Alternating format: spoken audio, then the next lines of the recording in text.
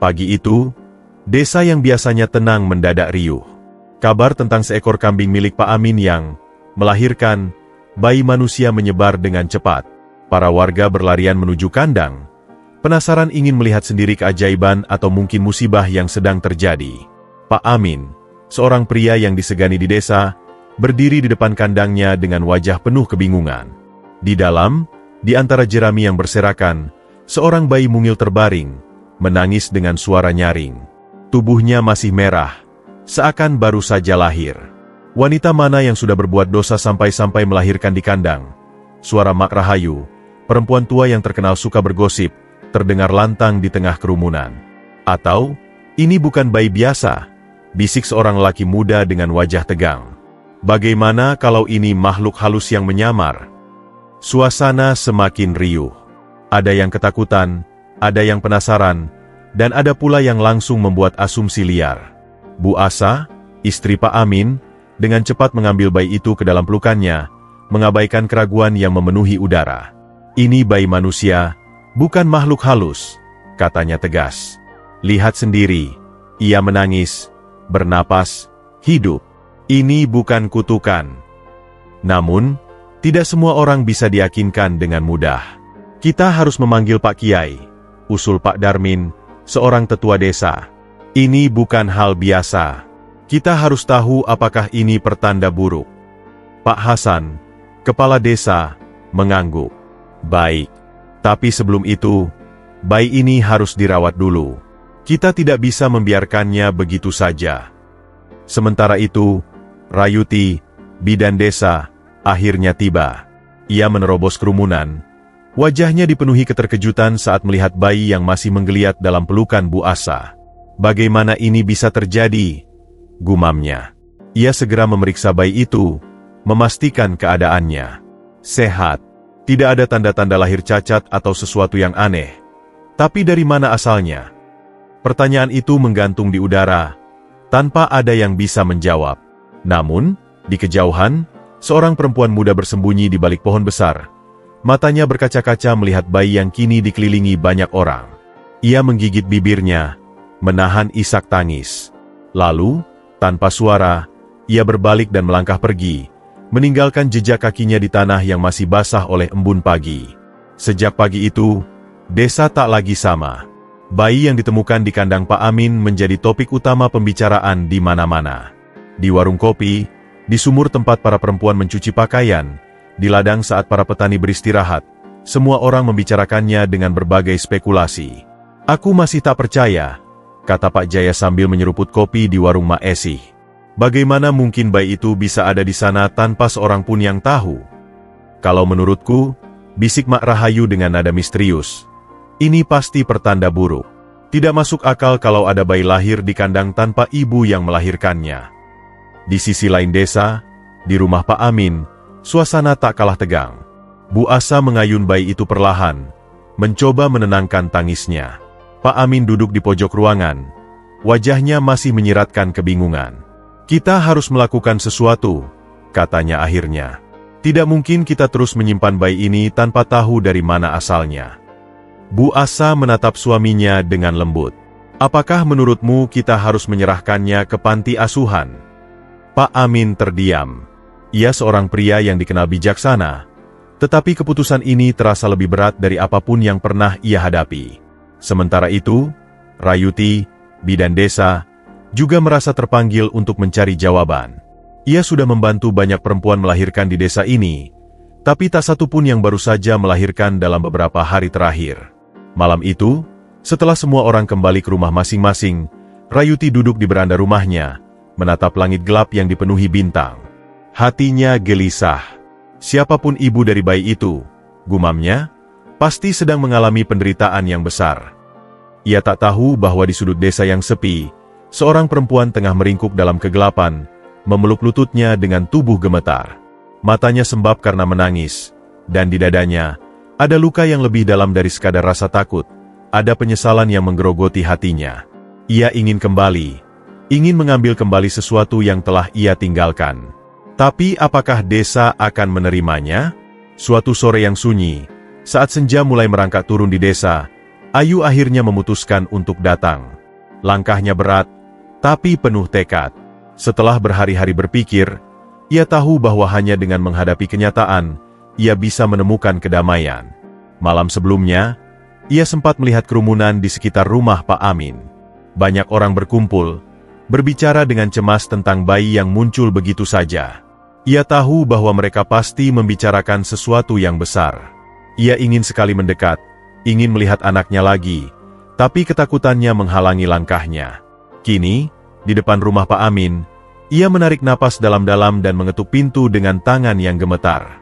Bu Asa yang membuka pintu. Wajahnya terlihat kelelahan, tetapi ia tersenyum ketika melihat Ayu. "Ayu," katanya lembut, "apa yang bisa kami bantu?" Ayu menelan ludah, matanya berkaca-kaca. Saya datang untuk berbicara tentang bayi itu." Pak Amin, yang mendengar suara mereka dari dalam, muncul di ambang pintu. Wajahnya tampak serius, tetapi ada sedikit keprihatinan di matanya. "Apakah kamu tahu siapa ibu bayi itu?" tanya Pak Amin dengan hati-hati. Ayu menunduk, lalu mengangguk pelan. Saya ibu dari bayi itu." Suasana hening sejenak. Bu Asa dan Pak Amin saling pandang, tak yakin dengan apa yang baru saja mereka dengar. Ayu melanjutkan dengan suara gemetar. "Saya melahirkan di kandang karena saya tidak punya tempat lain. Saya takut keluarga saya akan membuang saya. Jadi, saya meninggalkan bayi itu di sana, berharap ada seseorang yang menemukan dan merawatnya." Air mata mulai mengalir di pipi Ayu. Ia tak bisa lagi menahan kesedihan yang selama ini ia pendam. Pak Amin dan Bu Asa terdiam, terpukul oleh pengakuan itu. Mereka tak pernah membayangkan cerita di balik kelahiran bayi itu. Bu Asa, yang selama ini selalu berusaha menjaga ketenangan, akhirnya mendekatkan Ayu ke dalam rumah. "Ayu," katanya dengan lembut, "kenapa kau tidak datang kepadaku lebih dulu? Kenapa tidak memberitahukan kami?" Ayu mengusap air mata yang jatuh. "Saya tidak tahu harus pergi kemana, Bu Asa. Keluarga saya menolak saya. Saya merasa sudah tidak punya tempat di dunia ini." Pak Amin menghela napas panjang, kemudian berkata dengan bijaksana, "Mungkin kamu sudah salah memilih tempat, Ayu. Tetapi bukan berarti itu adalah akhir dari segalanya. Bayi ini, amanah, itu nama yang kami beri, adalah titipan. Dan sebagai orang tua, kami bertanggung jawab untuk merawatnya. Tapi kamu juga punya hak untuk menjadi bagian dari hidupnya." Ayu terdiam, tidak percaya dengan apa yang baru saja ia dengar. Ia merasa seperti ada harapan baru yang muncul setelah berbulan-bulan rasa bersalah dan penyesalan. "Jadi, kalian tidak akan membuang saya?" tanya Ayu, suara lirih. Bu Asa menggenggam tangan Ayu dengan penuh kasih. "Tidak, kami tidak akan membuangmu. Kami akan membantu, selama kamu bersedia untuk berjuang bersama kami." Ayu hanya bisa menangis. Air matanya tidak hanya melambangkan kesedihan, tetapi juga rasa syukur yang mendalam. Di tengah kegelapan yang pernah menyelimuti hidupnya, akhirnya ada secercah cahaya. Namun, saat itu juga, Ayu tahu bahwa perjalanan mereka tidak akan mudah. Desa ini, meskipun terlihat damai, masih dipenuhi dengan prasangka dan ketakutan. Tetapi ia percaya, selama ada kasih sayang dan keberanian untuk menerima satu sama lain, mungkin ini adalah langkah pertama menuju penerimaan. Kabar tentang pengakuan Ayu menyebar dengan cepat di desa. Beberapa orang terkejut, tetapi banyak pula yang menganggapnya sebagai kejadian yang tak seharusnya terjadi. Desas-desus kembali beredar, kali ini lebih keras, lebih tajam. "Jadi, bayi itu memang milik perempuan itu? Perempuan yang melahirkan di kandang?" tanya Pak Tarman dengan nada mengejek di warung kopi, diikuti dengan tawa ragu dari beberapa orang di sekitarnya.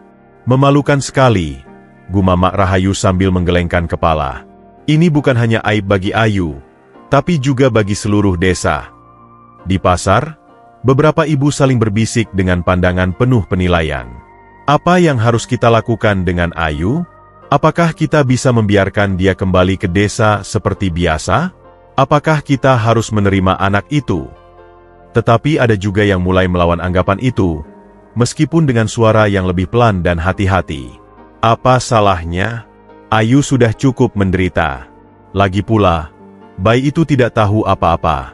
Kita tidak bisa menghakimi dia hanya karena kesalahan ibunya, kata Pak Harjo, petani yang dikenal bijaksana. Namun, penghakiman tetap berlanjut. Setiap kali Ayu melintas di depan kelompok ibu-ibu atau para lelaki di ladang, suara-suara bisikan dan tatapan curiga selalu mengikuti. Ayu merasa terasingkan, namun ia tak menunjukkan tanda-tanda menyerah. Ia lebih memilih untuk fokus pada satu hal yang penting, amanah. Setiap hari, ia merawat bayi itu dengan penuh cinta, memastikan ia tumbuh sehat meskipun dunia di sekitarnya belum bisa menerima sepenuhnya. Pak Amin dan Bu Asa terus memberi dukungan. Mereka tahu bahwa meskipun ada banyak ketakutan di luar sana, mereka berdua harus menjaga keyakinan mereka bahwa tidak ada yang salah dengan keluarga yang mereka bangun.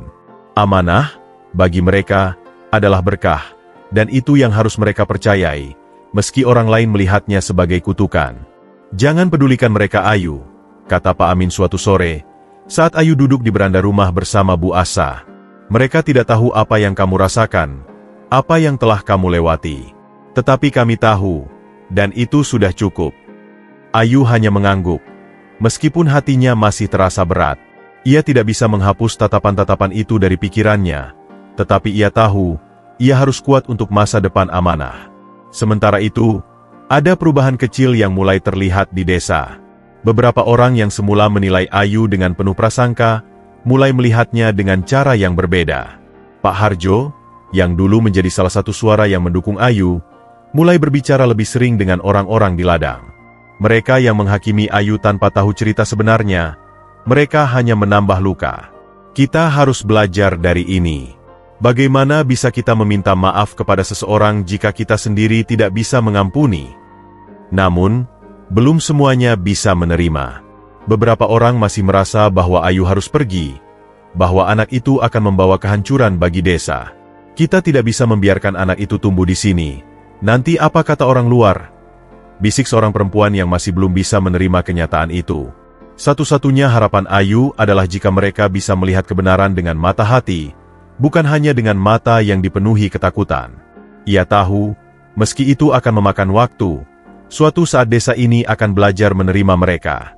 Di bawah langit malam yang gelap, Ayu duduk sendiri di beranda rumah, memeluk Amanah yang tidur di pangkuannya. Aku janji, bisiknya. Aku akan membuat dunia ini menjadi tempat yang lebih baik untukmu. Tak peduli seberapa sulit perjalanan ini. Dan meskipun badai kecaman belum sepenuhnya reda, di hati Ayu muncul secercah harapan. Ia tahu, bersama Pak Amin dan Bu Asa, bersama Amanah, mereka akan menghadapinya.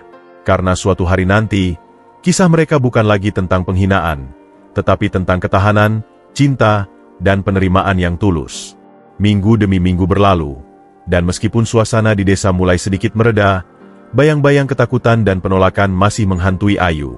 Ada kalanya ia merasa hampir putus asa, terutama saat berhadapan dengan tatapan kosong atau bisikan tajam yang menyertainya setiap kali ia keluar rumah.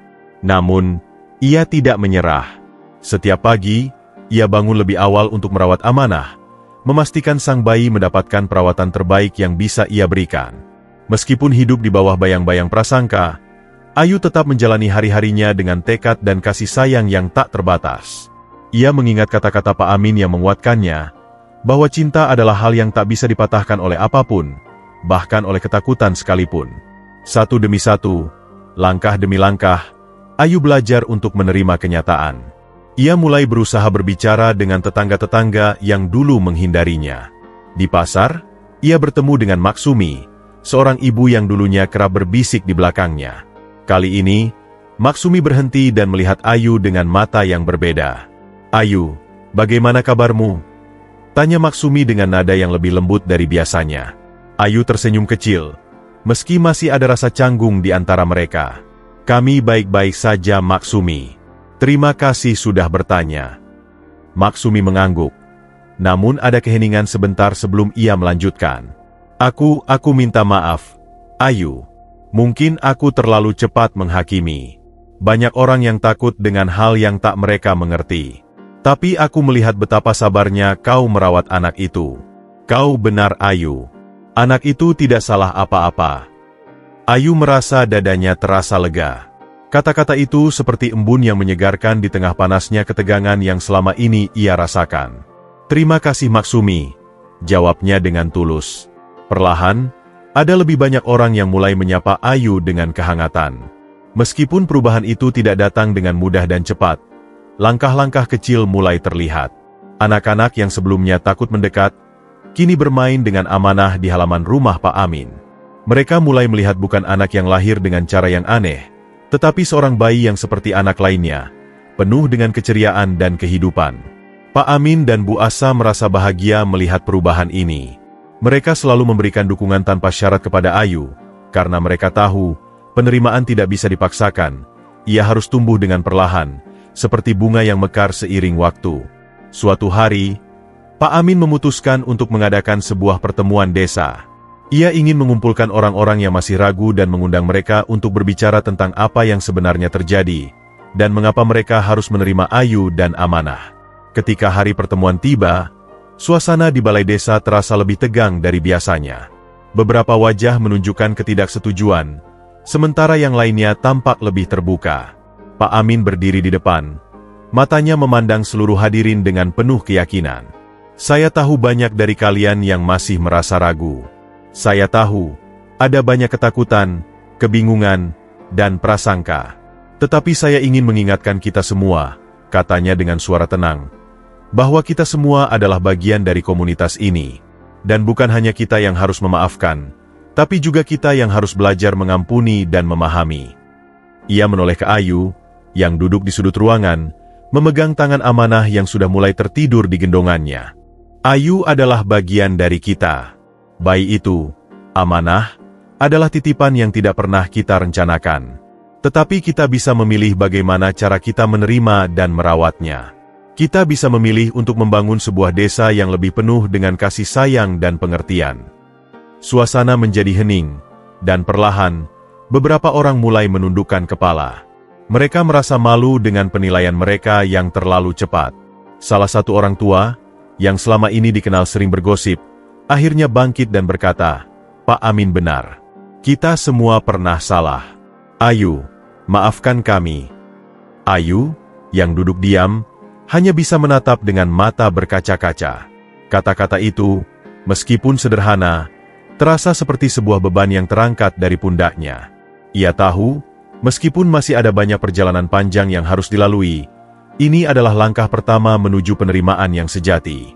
"Terima kasih," jawab Ayu dengan suara bergetar. "Terima kasih untuk kesempatan kedua. Saya hanya ingin anak ini tumbuh dalam kedamaian, seperti anak-anak lainnya." Pak Amin tersenyum, dan Bu Asa menambahkan, "Kami semua adalah bagian dari keluarga ini. Tidak ada yang salah dengan Ayu atau amanah.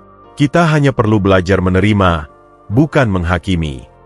Perlahan, pertemuan itu berakhir dengan suasana yang lebih ringan, lebih penuh dengan pemahaman. Beberapa orang bertegur sapa dengan Ayu, dan meskipun tidak semua keraguan hilang dalam sekejap, ada sesuatu yang berbeda di udara. Sesuatu yang lebih hangat, lebih penuh dengan harapan. Dan bagi Ayu, itu sudah cukup. Ia tahu, jalan menuju penerimaan memang tidak mudah, tetapi setiap langkah kecil yang diambil adalah langkah menuju dunia yang lebih baik bagi anaknya, bagi dirinya, dan bagi desa ini.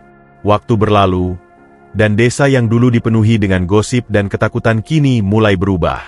Meski ada masa-masa penuh keraguan, lambat laun, penduduk desa mulai menerima kenyataan bahwa tidak ada yang benar-benar bisa mengendalikan takdir, dan bahwa yang terpenting adalah bagaimana mereka menghadapi kenyataan itu bersama-sama.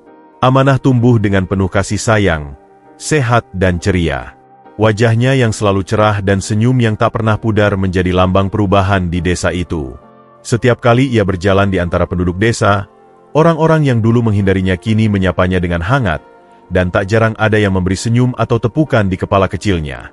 Pak Amin dan Bu Asa terus mendampingi Ayu dengan penuh kesabaran, mengajarkan nilai-nilai penting tentang pengampunan, cinta, dan penerimaan.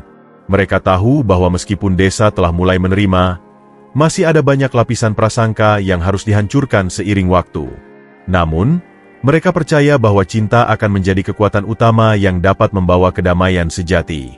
Suatu sore yang cerah, setelah berbulan-bulan pertemuan dan upaya untuk menumbuhkan rasa saling pengertian, Pak Amin mengundang seluruh warga untuk berkumpul di balai desa.